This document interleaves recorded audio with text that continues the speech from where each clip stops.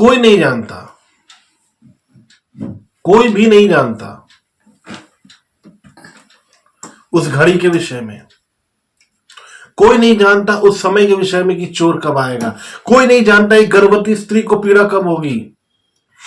लेकिन जब लोग कहते होंगे सब कुछ कुशल है, सब कुछ ठीक है और अब कोई भय नहीं, जब लोग कहते होंगे कि अब हम अपने जीवन में सेटल हो गए हैं, अब हमें किसी बात की चिंता नहीं है, हमें नौकरी भी मिल गई है, हमारा एक अच्छा परिवार है, हमारा एक अच्छा मकान है, अब हमारे पास एनफ पैसा है कि हम अपने जीवन को आराम से बिता सकते हैं, एक वो समय जब लोग निश्चिंत हो जाते हैं।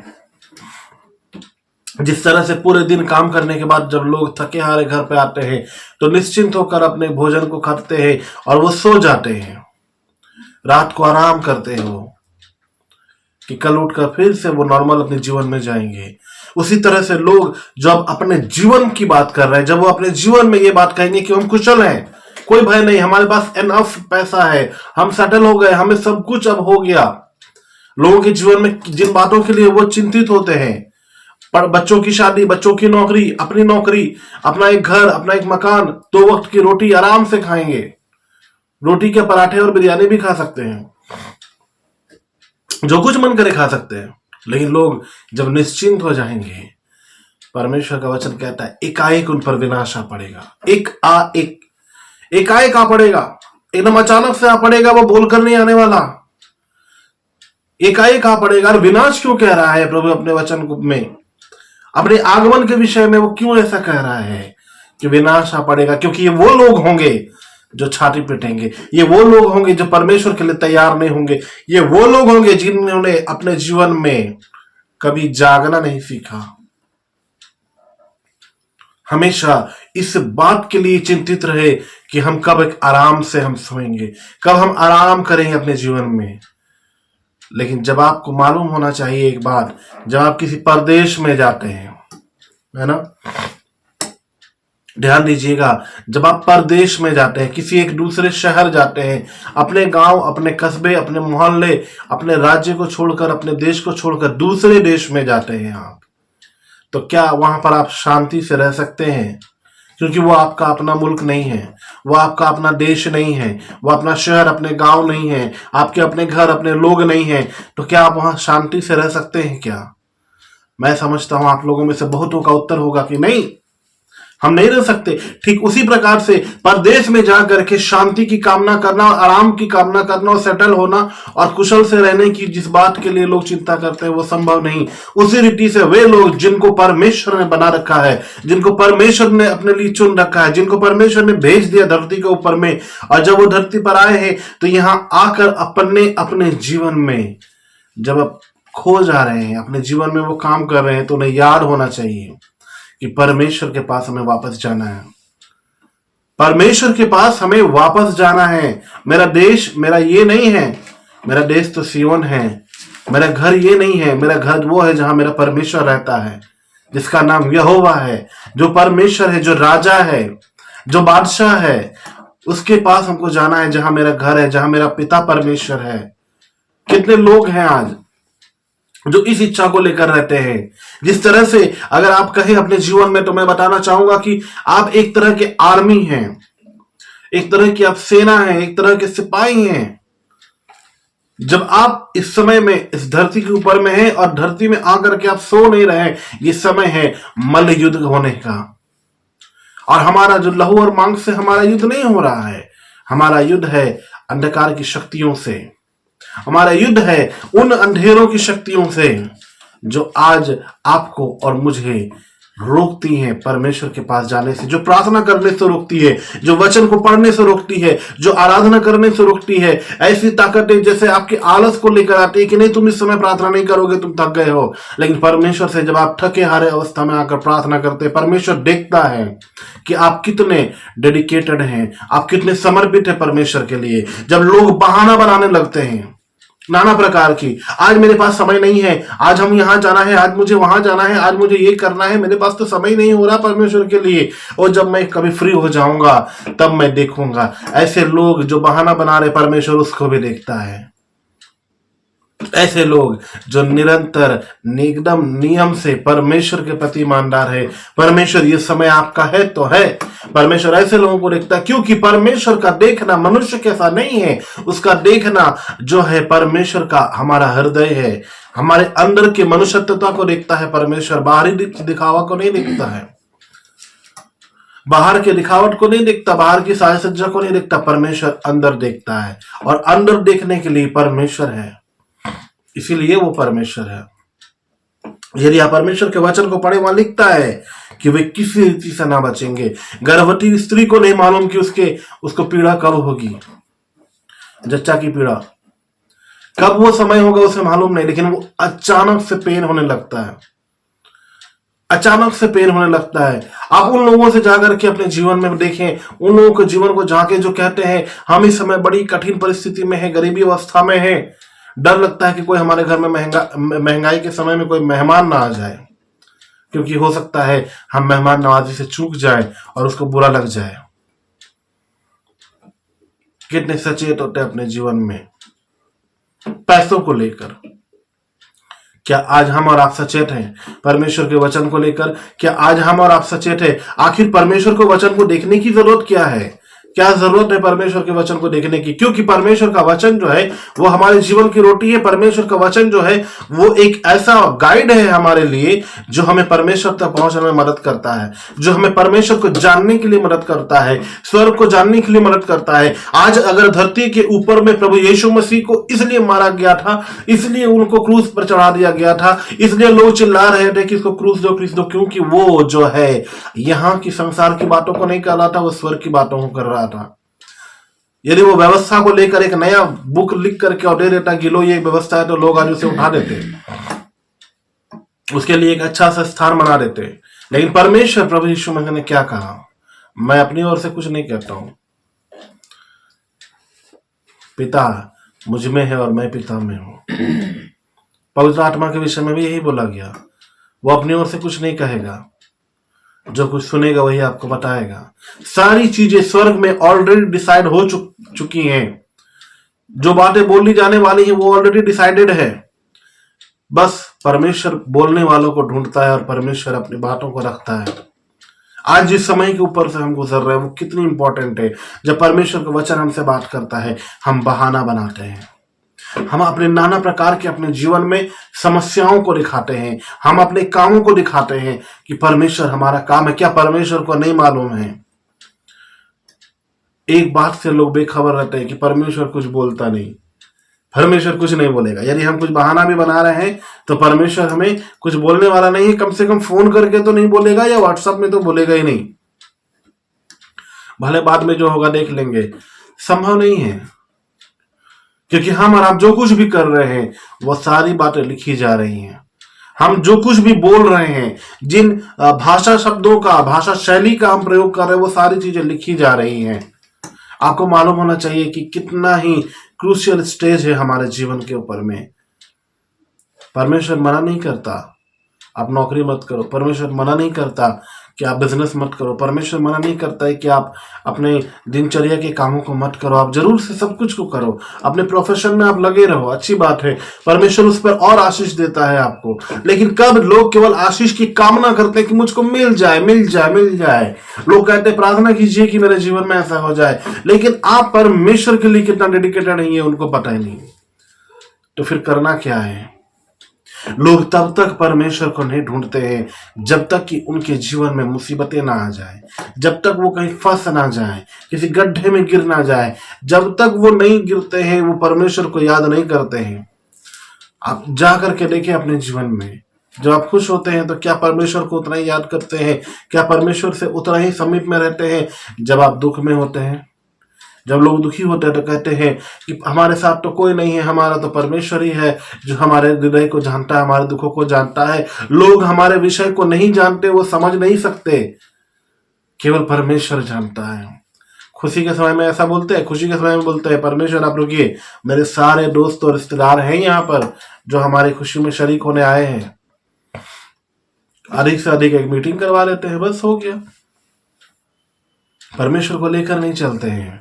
आज वो समय है जब आपसे परमेश्वर का वचन पहला थिस्सलुनीकियों की किताब उसके 5वें अध्याय से बात कर रहा है कि परमेश्वर प्रभु यीशु मसीह का आना चोर के आने के समान होगा।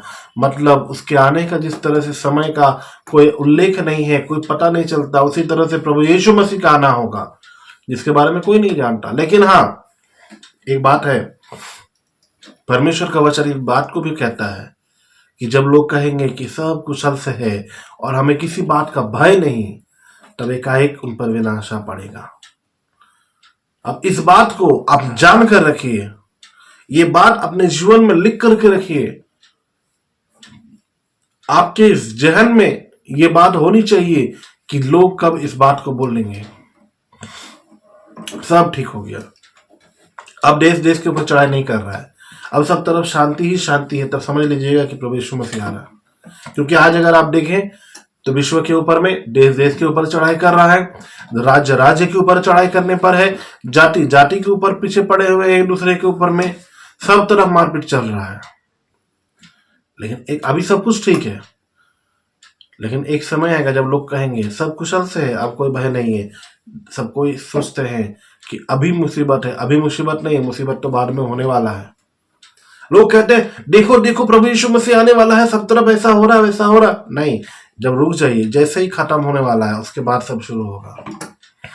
अभी कुछ नहीं हो रहा है, इसके बाद ही होगा जब लोग कहेंगे अब कोई भय नहीं है, अब सब कुछ समझ गया, बड़ी मुसीबत से आए।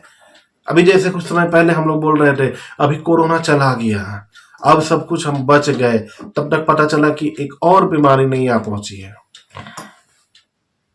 जो उससे कोरोना से भी ज्यादा खतरनाक है। जब अभी हम सोच ही रहे थे कि चलो वहां से अब विदाई हुआ, अब सब कुछ खत्म हुआ, अब आर्थिक रीति से हम खड़े होंगे, नौकरी चाकरी अपने बिजनेस में, अपने धंधे में हम आगे बढ़ेंगे, उस समय पता चलता है कि अब देश देश के ऊपर लड़ाई कर रहा है, जाति जाति के ऊपर लड़ाई कर रहा है, और जो है राज्य राज्य के ऊपर लड़ाई करने पर है। सब एक दूसरे पर चढ़ाई कर रहे हैं। मान करके चलिए कि हम और आप इस समय अपने जीवन में और इस धरती के ऊपर में एकदम आखिरी और चरम सीमा में है, यदि आप जीवन को देखें। क्योंकि ऐसे में भी हमारा कैलेंडर तो बहुत पीछे है। आप यदि देखें हम 2024 में हैं, पर असल में हम 2024 में नहीं हैं, हम ऑलरेडी पहले हैं। नेपाल का कैलेंडर अलग है। अब नेपाल हमसे अलग जीता है, जापान हमसे अलग जी रहा है। एक्चुअल में वर्ल्ड वाइड के ऊपर में कौन सा कैलेंडर चल रहा है उसको जानने की जरूरत है कि हम है कहाँ। हम तो अपने ऊपर लगे हुए हैं कि हम 2024 में हैं। ये तो साधारण सी बात है, पर जो साधारण दिखता है उसको देख करके कोई फायदा नहीं है, क्योंकि पृथ्वी एक असाधारण चीज है। पृथ्वी एक असाधारण है। पृथ्वी के ऊपर में, पृथ्वी के मिट्टी से परमेश्वर ने मनुष्य को बना डाला, और वही मनुष्य जीवित प्राणी बन करके यहाँ पर है। तो आप मान करके चलिए कि अगर मनुष्य इतना विचित्र है तो आज पृथ्वी कितना विचित्र होगा, और जो बनाने वाला है वो कैसा होगा। अपने बनाने वाले को पहचानना है। आज अगर आप आगे की ओर पढ़े तो लिखता है, पर हे भाइयों तुम तो अंधकार में नहीं हो कि वह दिन तुम पर चोर के समान आ पड़े। परमेश्वर के वचन में ऑलरेडी कहा जा रहा है कि तुम अंधकार में नहीं हो। ये किन के लिए बोला जा रहा है? क्या आपके लिए बोला जा रहा है, ये मेरे लिए बोला जा रहा है? नहीं, ये उन लोगों के लिए बोला जा रहा है जो परमेश्वर के वचन में है। क्योंकि परमेश्वर का वचन में लिखता है, तेरा वचन मेरे पांव के लिए दीपक और मार्ग के लिए उजियाला है। जो इस परमेश्वर के वचन के रोशनी में है उनके लिए है कि जो ज्योति की संतान है, जो ज्योति में है, जिनके अंदर परमेश्वर का तेज है, परमेश्वर का प्रकाश है। याद कीजिएगा जब मूसा परमेश्वर से प्रार्थना करने के लिए पर्वत पर चढ़ता था, और जब वो प्रार्थना करके उतरता था तो उसका चेहरा चमकता था, उसका चेहरा चमकता था। इतना ही चमक रहा था, इतना ही प्रकाश उसके चेहरे से निकलता, तेज निकलता कि वो अपने चेहरे को ढांप कर रखता था। आज क्या वो तेज और ज्योति आज हमारे और आपके जीवन में है?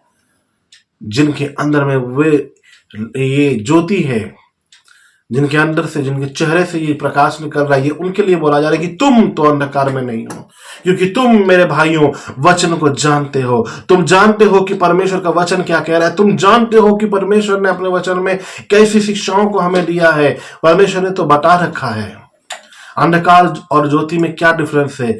इतना ही डिफरेंस है कि अंधकार में आपको कुछ मालूम ही नहीं होता, और ज्योति में आपको सब कुछ मालूम होता है, क्योंकि आप सब कुछ देख सकते हैं। अंधकार में कुछ भी मालूम नहीं होता। यदि अंधकार में आपको आपके ही कमरे में छोड़ दिया जाए, आपके ही घर में आपको रख दिया जाए, आपको खुद ही पता नहीं होगा जहां पर आप इतने दिन से रह रहे हैं कि कहां पर टूल है, कहां पर चेयर है, कहां पर सोफा सेट है और कहां पर फ्रिज है और वगैरह वगैरह सामान है। आपको कहीं ना कहीं ठोकर जरूर लगेगी क्योंकि आपको मालूम ही नहीं है। उसी घर में रहते हैं आप, जन्म से लेकर के जब से होश संभाला है तब से वचन को पढ़ रहे हैं, जब से जीवन को बदला है तब से वचन हमारे हाथ में है, लेकिन हमें पता ही नहीं कि वचन में लिखा क्या है। हम समझते हैं कि हम आ गए, हमने वचन सुन लिया, आराधना कर लिया तो हम आज बच गए हैं, लेकिन ये सत्य नहीं है। आराधना कर लेना, वचन को पढ़ लेना और प्रार्थना कर लेने से नहीं होगा, परमेश्वर के आज्ञा को मानना होगा। जो आज्ञा को मानता है वो ज्योति की संतान है, जो आज्ञा को मानता है वो परमेश्वर की संतान है, जो आज्ञा को मानता है वही केवल परमेश्वर से प्रेम रखता है। और ये बात को सिद्ध करने वाला वही है जिसका नाम परमेश्वर यहोवा है, जिसने अपने इस वचन को लिखा है। क्योंकि जब कोई आज्ञा मानता है तो परमेश्वर का प्रेम उसमें सिद्ध होता है, और परमेश्वर के वचन पर जब वो चलता है तो उसके हर एक काम सफल होते हैं, क्योंकि वो उस नदी के किनारे लगाया गया है जो बहता है, और वो वृक्ष वो उस वृक्ष के समान है जो हमेशा फला फूला और हरा भरा रहता है, जिसके पत्ते कभी मुरझाते नहीं है। जब हम उसको देखेंगे उसके जीवन से पता चलेगा कि ओ अच्छा वो ऐसा है। एक परमेश्वर के जन की पहचान ही अलग हो जाती है ना। आप कैसे कर सकते हैं, आप कैसे कह सकते हैं इस बात को कि वो नहीं है? खुद से नहीं बोलेंगे, अपने जीवन को झांकेंगे, अपने जीवन को खुद से झांकेंगे, क्या हम उसके अनुसार हैं। लिखता है, इसलिए हम दूसरों के समान सोते ना रहे पर जागते और सावधान रहे। परमेश्वर के वचन में ऑलरेडी डायरेक्ट हमें बोल दिया गया, सचेत कर दिया गया। क्या पढ़ेंगे तो लिखा है कि हम दूसरों के समान सोते ना रहे। इसका मतलब परमेश्वर के वचन में दूसरों के विषय में भी लिखा है। किनके जैसे? जो लोग सो रहे हैं, जो सब कुछ जानने के बाद भी सो रहे हैं, गफलत की नींद में है। आराम से कल प्रार्थना करेंगे, कल वचन को पढ़ लेंगे, कल आराधना करेंगे, सब कल होगा। एक बात को नहीं जानते हैं कि कल कभी आता ही नहीं है, कभी नहीं आएगा कल। आज करना है, जो करना है आज करना है। जब सोच लिया बस कर डालो आप उसको। अब कल आए ना आए, कल आपकी जिंदगी रहे ना रहे, कौन जानता है कि प्रभु यीशु मसीह कब आएगा। आपको व्हाट्सएप या यूट्यूब पे थोड़े ना मैसेज छोड़ के रखा हुआ है, ना ही फेसबुक और इंस्टाग्राम में दे रखा है, ना ही गूगल जानता है कि कब आने वाला है यीशु मसीह। किसी को तो नहीं मालूम है। तो फिर हम उस बात के लिए बात क्यों जो है, हम आज ही अपने आप को तैयार क्यों ना कर लें, हम आज ही अपने जीवन को क्यों ना ठीक ठाक करें। क्योंकि सबसे बड़ी बात है हमें माफ करना है। अपने जीवन को अगर ठीक करना है तो उसमें सबसे ज्यादा और सबसे बड़ी और अहम चीज है माफ करना।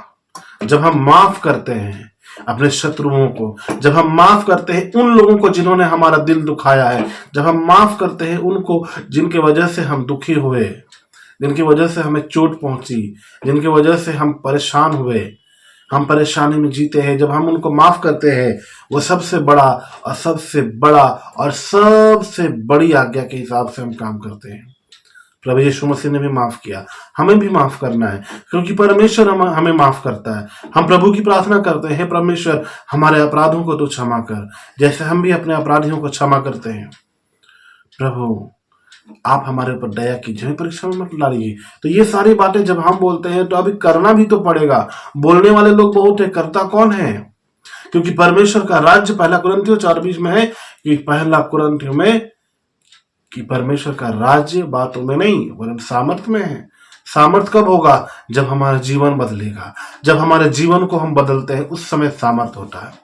क्योंकि उसके बाद परमेश्वर का प्रेम हमें सिद्ध होता है, हम उसकी आज्ञाओं को मानते हैं, हम उनकी जैसा बनते हैं। जब परमेश्वर के जैसा हम बनते हैं, परमेश्वर अपने आप में हमें बढ़ाता जाता है।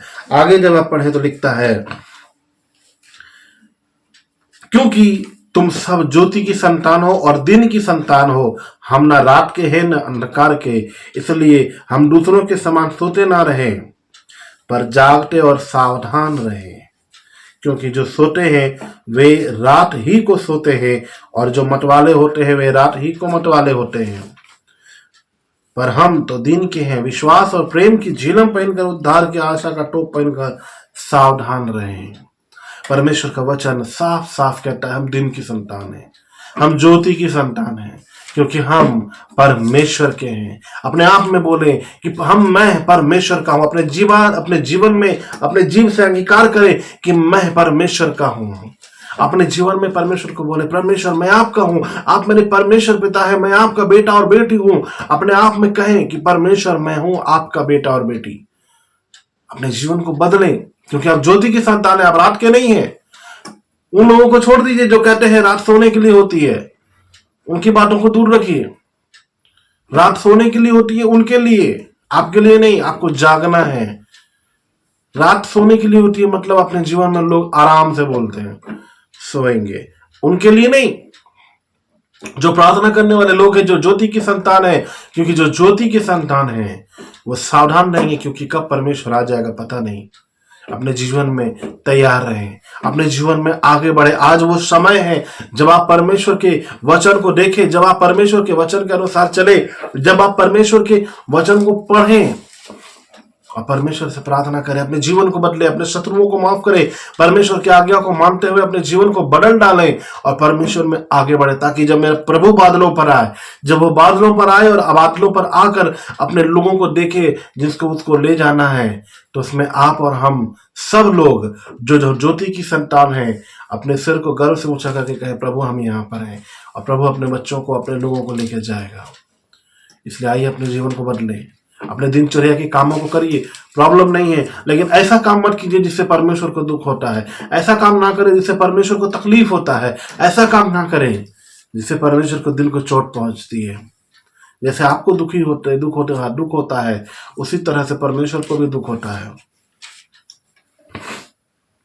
अपने लोगों से, अपने रिश्तेदारों से, अपने भाई बंधुओं से प्रेम से रहिए।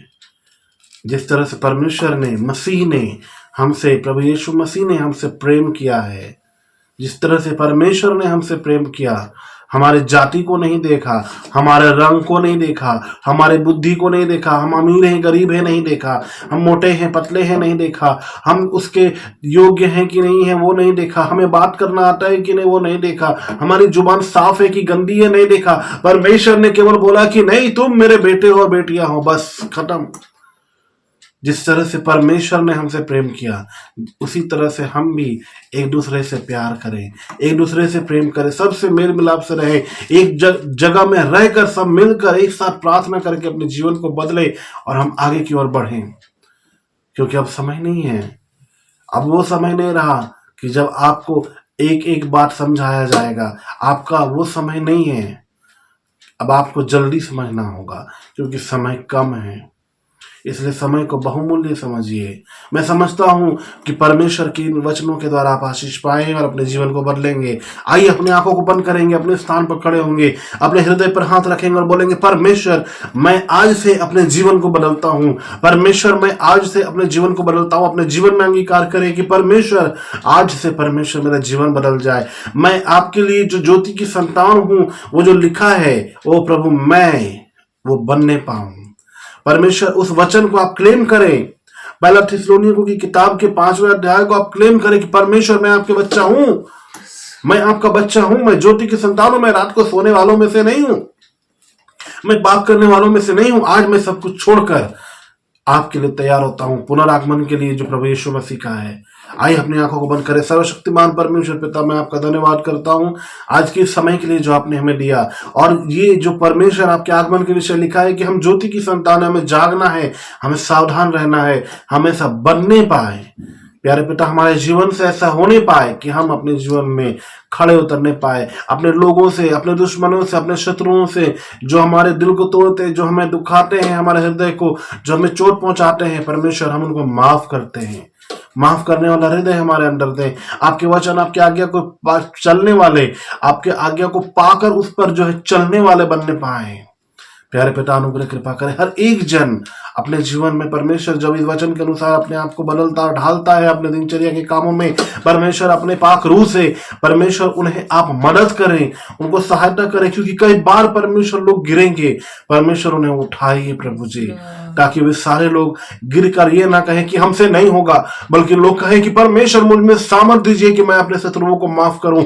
परमेश्वर मुझ में ये सामर्थ दीजिए कि परमेश्वर मैं आपको प्यार कर सकूं, मैं आपकी आज्ञा को मान सकूं। प्यारे पिता मुझ में सामर्थ दीजिए परमेश्वर, आपका वचन उनके ऊपर सिद्ध होने पाए। आपका प्रेम जो परमेश्वर है, आप अपने प्रेम को उनके जीवन में सिद्ध कीजिए कि वे लोग फिर से खड़े होकर, गिर गए तो क्या हुआ, परमेश्वर आपके वचन के अनुसार वो फिर से उठ खड़े होंगे और परमेश्वर वो आगे की ओर बढ़ेंगे।